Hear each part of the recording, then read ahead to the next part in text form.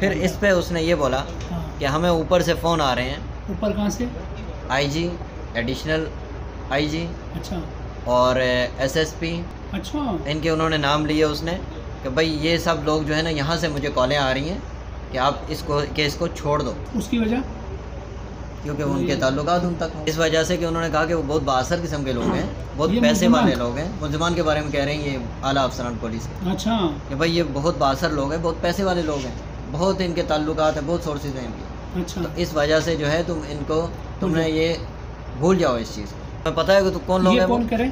SIO साहब। SIO साहब आपको कह रहे हैं ये मुल्ज़िमान कौन लोग है? कौन लोग हैं अच्छा पता है? जी। तुम जो है ना छोड़ दो इन चीज़ों को, इसको अच्छा। छोड़ दो तुम। हाँ, तुम इसको भूल जाओ, किसको भूल जाओ? केस को, रकम को भूल जाओ, छोड़ दो केस इनको। को भूल जाओ। हाँ। अच्छा जी, हाँ।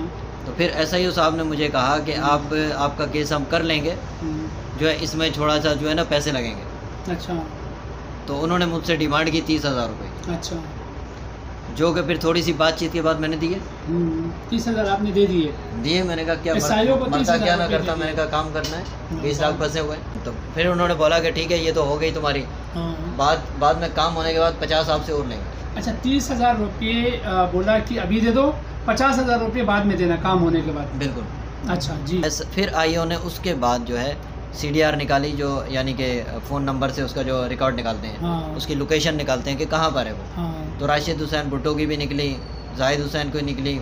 जी नाज़रीन, ये वो दर्दनाक कहानी होती है जो कि मैं एज़ यूजुअल हुकाम बाला से दरख्वास्त करता हूँ। मैं शुक्रगुज़ार हूँ बहैसियत एक समाजी वर्कर, आला हुकाम जिसमें एडिशनल IG साहब जनाब गुलाम नबी मेमन साहब, IG साहब और जितने भी SSP साहिबान हैं, मैं यकीन जानिए किस तरह से उनका शुक्रिया अदा करूं, मेरी अपनी समझ में नहीं आती हैं। हर आवाज़ पे अल्हम्दुलिल्लाह नोटिस लेते हैं। क्योंकि खुदा तरस लोग बैठे हुए हैं हुकाम बाला। इस वक्त बड़े पढ़े लिखे PSP जो है अफसरान हैं जो कि इन मामलात को समझते हैं। जी नाज़रीन, अस्सलाम वालेकुम। पाकिस्तान में फ़िदा पाकिस्तानी आपकी खिदमत में हाज़िर हूँ। नाज़रीन, जैसे कि आपको मालूम है, कराची में लैंड ग्रैबिंग को माल गनीमत समझ के दूसरों के घर, दूसरों के खाली प्लॉट कब्जे किए जाते हैं, जिसमें किसी किस्म की रोकथाम नहीं है। ये लैंड ग्रैबर्स जो है ये बिल्कुल आज़ाद हैं। ऐसे ही वसीम साहब के साथ भी ऐसा ही होता है।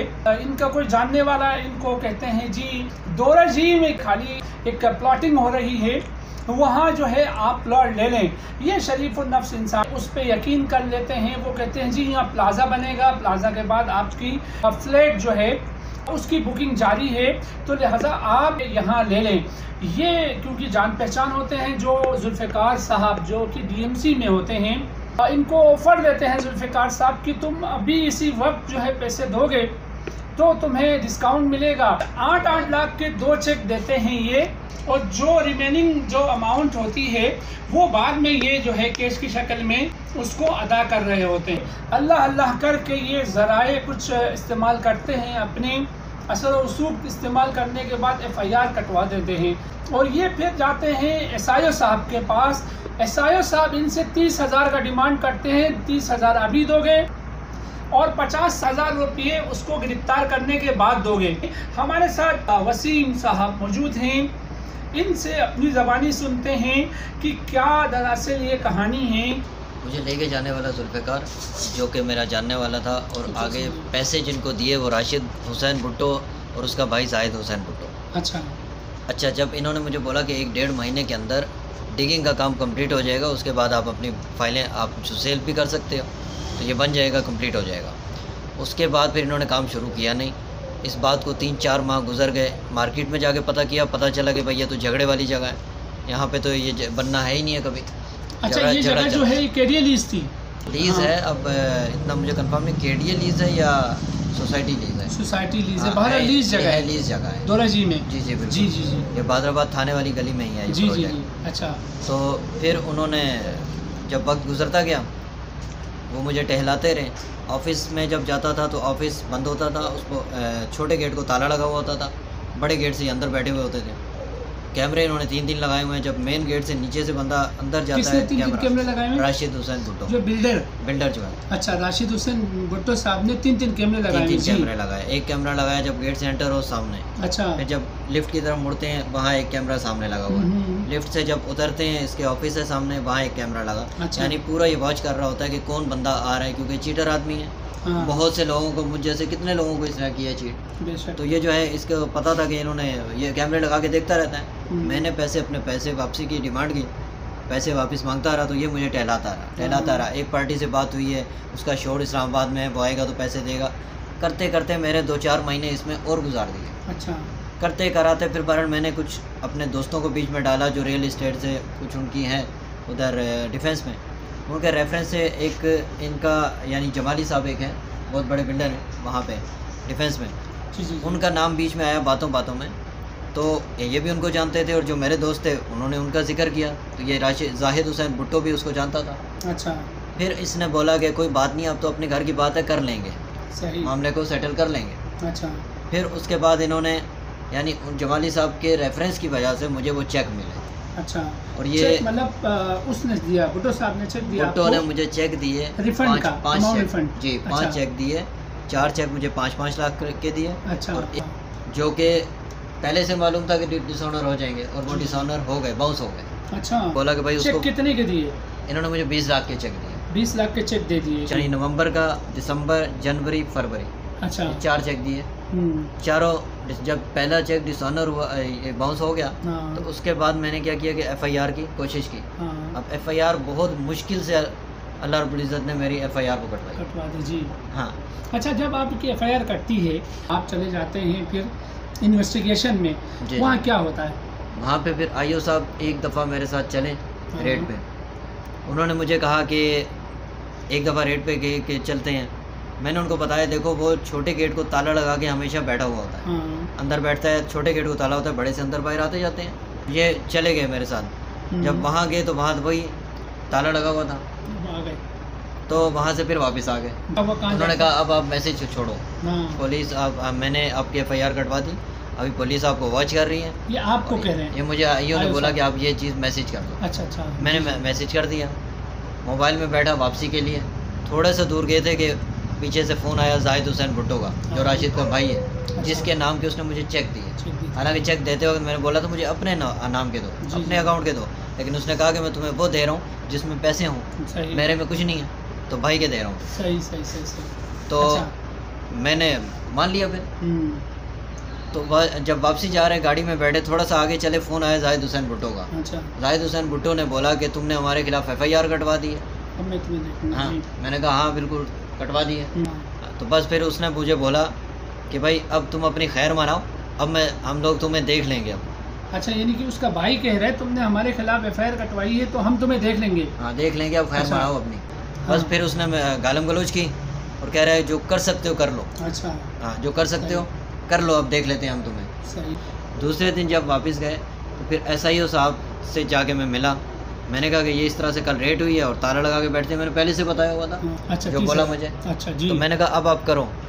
फिर बहरहाल उसने उसके बाद काफ़ी टाइम के बाद फिर IO भी पहले मुझे लिफ्ट नहीं करवा रहा था। IO लिफ्ट बिल्कुल नहीं करा रहा था। वो बाद में मुझे पता चला अपने ज़राए से कि वो तो SIO की वजह से नहीं लिफ्ट करा रहा था। अच्छा, उसकी वजह क्या? SIO साहब क्या करें?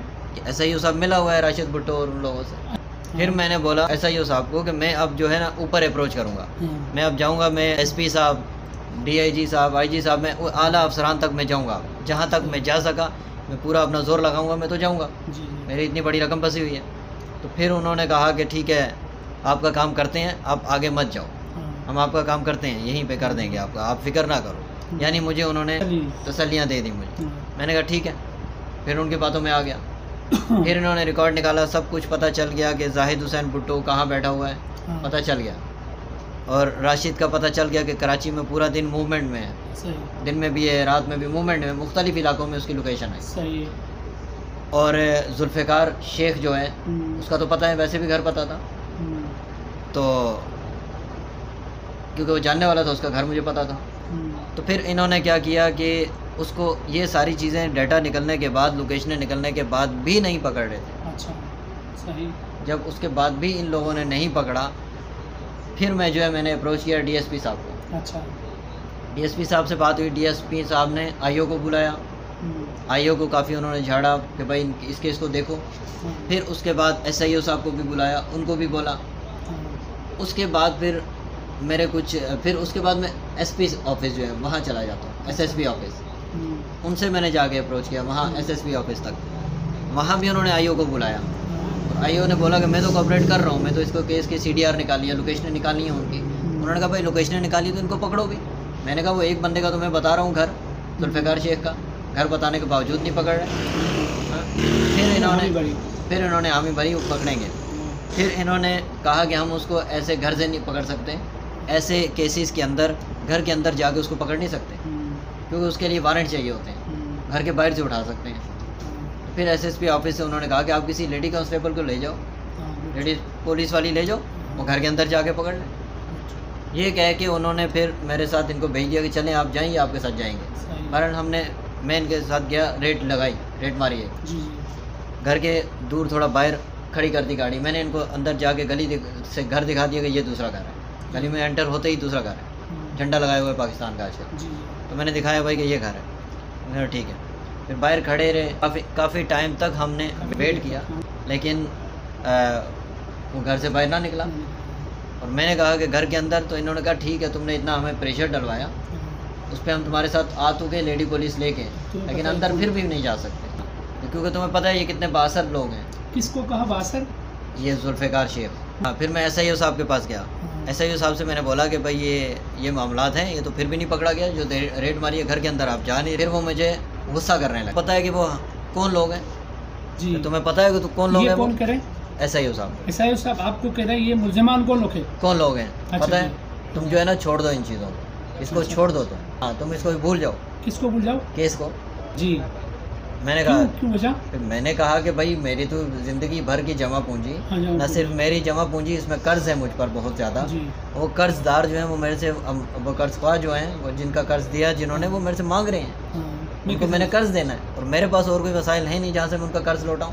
तो मैं तो बहुत बुरा फंसा हुआ हूँ। तो मैं अभी तक का हाल कुछ नहीं हुआ?